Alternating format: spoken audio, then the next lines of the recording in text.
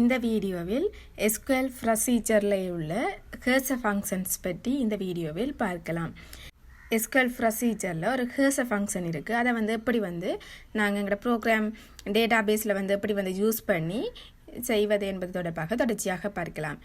In SQL procedure, a cursor make it possible to define a result set of raw data and perform complex logic on a row by row basic. இங்கே row by row basicல தான் complex logic ஒரு data ஒரு set of results return பண்ணுறதுக்காக இந்த cursor ஃபங்க்ஷனை use பண்ணுறேன். By using the same mechanics and SQL procedure can also define a result set and return it directly to the cursor of the SQL procedure or to a client application. இங்கே set of results SQL ப்ரொசீஜரில் return பண்ண போதும். இங்கே இருக்கிற SQL ப்ரொசீஜரில் to use cursors in SQL procedure you need to do the following steps. அதாவது முதலாவதாக டிக்ளேயரை cursor ஃபங்க்ஷனில் முதலாவது ஸ்டெப் டிக்ளேயர் கர்சரை டிக்ளேர் பண்ணணும். That defined a result set. Second step, open the cursor to establish the result set. Result செட்டை establish பண்ணோம். Cursor ஃபங்க்ஷனை open பண்ணணும். தொடர்ந்து fetch the data into local variable as needed from the cursor one row at a time. ஒரு fetch the data தான் அடுத்த step. தொடர்ந்து அடுத்த step close the cursor when done. Finish பண்ணினா பிறகு க்ளோஸ் த cursor. இதான் நெக்ஸ்ட் ஸ்டெப். இந்த நாலும் தான் கர்சர் ஃபங்க்ஷனில் இருக்கிற ஸ்டெப்ஸ். முதலாவது declare cursor, open, fetch, close. இதுதான் SQL ஸ்டேட்மெண்ட்டில் உள்ள கர்சர் ஃபங்க்ஷன். தொடர்ந்து அதோட லைஃப் சைக்கிள் ஆஃப் த கர்சரை பார்க்கலாம். முதலாவதாக டிஃபைன் பண்ணுறது, பிறகு ஓப்பன் பண்ணி ஃபெச் பண்ணுறது, தொடர்ந்து ஃபெச் பண்ணிக்க எம்டியாக இருந்தால் க்ளோஸ் பண்ணுறது, எல்லாட்டி திருப்பி ஃபெச் பண்ணி திருப்பி எம்டியாக இருந்தால் க்ளோஸ் பண்ணுறது, எல்லாட்டி திருப்பி ஃபெச் பண்ணணும். இப்படி இதுதான் க்ளோஸ் பண்ணி லாஸ்ட்டில் டீலோகேட் பண்ணுறேன். இதுதான் life cycle of the cursor ஃபங்க்ஷனுடைய லைஃப் சைக்கிள். இதுதான் கர்சர் ஃபங்க்ஷன் SQL ஸ்டேட்மெண்ட்டில் உள்ள கர்சர் ஃபங்க்ஷனுடைய லைஃப் சைக்கிள். தொடர்ந்து கர்சர் ஃபங்க்ஷனில் இருக்கிற தனித்தனி ஸ்டெப்பையும் தனித்தனியாக பார்க்கலாம். முதலாவது டிக்ளேர் கர்சர்.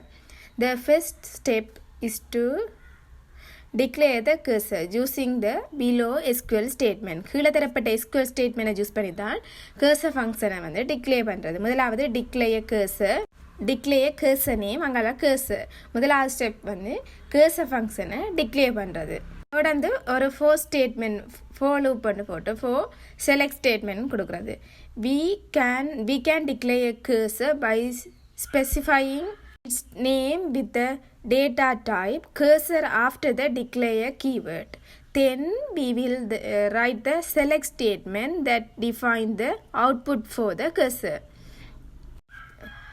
cursor ஃபங்க்ஷனை டிக்ளேர் பண்ணி தொடர்ந்து செலக்ட் ஸ்டேட்மெண்ட் எழுதணும். செலக்ட் ஸ்டேட்மெண்ட் தான் இந்த செலக்ட் ஸ்டேட்மெண்ட் எழுதுறது தான். இதுதான் முதலாவது ஸ்டெப். கர்சரை டிக்ளேர் பண்ணி தொடர்ந்து செலக்ட் ஸ்டேட்மெண்ட் எழுதுறது. தொடர்ந்து அடுத்த steps open cursor. It is second step in which we open the cursor to store the data received from the result set. We can do this by using the below SQL statement. இதில் கீழே தரப்பட்ட SQL ஸ்டேட்மெண்ட்டை use பண்ணி இந்த open மேலே define பண்ணின cursor நேமை கால் பண்ணுறது. Open cursor name. இப்படி தான் அடுத்த நெக்ஸ்ட் ஸ்டெப்ஸ் ஓப்பன் கர்சர். தொடர்ந்து இதுதான் முதல் 2 ஸ்டெப்பும். தொடர்ந்து அடுத்தது fetch cursor. It's third step in which row can be fetched one by one or in a block to the data manipulation like insert, update and delete operation on the currently active row in the cursor. We can do this by using the below SQL statement. கீழே தரப்பட்ட SQL statement use பண்ணி fetch பண்ணி எடுக்கலாம். fetch next from cursor into variable list. இங்கே ஒரு while loop use பண்ணி while at fetch status equal to 0 begin fetch next from cursor name end. இப்படி வந்து while loop யூஸ் பண்ணி fetch பண்ணி fetch cursor இதான் வந்து cursor ஃபங்க்ஷனில் உள்ள next steps. தொடர்ந்து அடுத்த ஸ்டெப்ஸ் வந்து close cursor. It's fourth step in which the cursor ஃபங்க்ஷனில் இருக்க fourth step தான் க்ளோஸ் த cursor. நெக்ஸ்ட் வந்து delocate cursor. இதான் வந்து delocate அங்கால cursor நேமை கொடுக்கணும். இதான் வந்து லாஸ்ட் ஸ்டெப்ஸ். தொடர்ந்து அதுக்குரிய ஒரு எக்ஸாம்பிள் ஒன்றை வந்து பார்க்கலாம். முதலாவது ஸ்டெப்ஸ் வந்து cursor declare variable used in cursor. declares at city name என்ற ஒரு பேரில் வந்து ஒரு வேரியபிள் டிசைன் பண்ணுறோம். டேட்டா டைப்பாக வாட்சார்ஜ் யூஸ் பண்ணி அதே மாதிரி இன்னொரு country name at country name என்ற பேரில் இன்னொரு வேரியபிள் டிஃபைன் பண்ணுறோம், டிக்ளேர் பண்ணுறோம். அடுத்த வந்து அட் சிட்டி ஐடி என்ற பேரில் வந்து இன்னொரு வேரியபிள் டிக்ளேர் பண்ணுறோம். தொடர்ந்து declare cursor. Declare cursor city country என்ற பேரில் வந்து ஒரு cursor வந்து டிக்ளேர் பண்ணி cursor select city.id, trim city.city name, trim country.country name. தொடர்ந்து from city என்ற டேபிளில் இருந்து செலக்ட் பண்ணுறோம். inner join country on city.country id equal to country id. தொடர்ந்து வந்து cursor வந்து ஓப்பன் பண்ணுறது. Open cursor city country.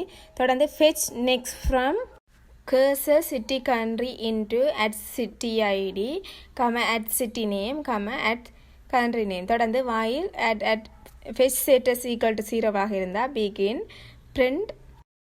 print concat bracketக்கு city id colon போட்டு at city id ஸ்லாஷ் போட்டு city name at city name என்றதை define பண்ணுறோம். தொடர்ந்து country name at city name என்றதை வந்து கொடுத்து தொடர்ந்து fetch next from cursor city country into at city id at city name at city country name end கால் பண்ணி தொடர்ந்து close the cursor city country. தொடர்ந்து declare cursor city country என்று நாங்கள் define பண்ணின cursor வந்து க்ளோஸ் பண்ணி delocate பண்ணுறோம்.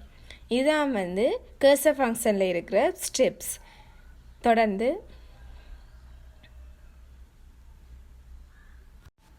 இந்த கர்சரால் வர அவுட்புட் எப்படி வந்து அவுட்புட் வரும் என்பது தொடர்பாக தொடர்ச்சியாக பார்க்கலாம். தொடர்ந்து நாங்கள் எழுதின கர்சர் ஃபங்க்ஷனுக்குரிய அவுட்புட் வந்து இதுதான். சிட்டி ஐடியும் வரும், சிட்டி நேமும் சிட்டியின் கண்ட்ரி நேமும் இப்படி அவுட்புட் எங்களுக்கு வர மாதிரி இப்படி நாங்கள் கர்சர் ஃபங்க்ஷன் எழுதியிருக்கிறோம். தொடர்ந்து இதுதான் வந்து நாங்கள் எழுதின கர்சர் ஃபங்க்ஷனுக்குரிய அவுட்புட். தொடர்ந்து why use a cursor in SQL interacting over the one row at a time. ஒரு ரோ இன்டராக்ட் பண்ணுறது, ஒரு ரோவையே அட் அ டைமில் வந்து இன்டராக்ட் பண்ண. தொடர்ந்து completing a process in a serial manner such as SQL Server database backup. தொடர்ந்து updating data across numerous tables for the specific account, correcting data with a predefined set of data as the input to the cursor. இதுதான் வந்து cursor ஃபங்க்ஷனை use பண்ணுறதுக்குரிய காரணம். மேலும் இது போன்ற தொடர்ச்சியான எஸ்கியூஎல்ல இருக்கிற மேலும் பெரிய உள்ள கன்செப்ட் ஃபுல்லாக அறிவதற்கு நம்ம இது சேனலை சப்ஸ்கிரைப் செய்து கொள்ளுங்கள். நன்றி.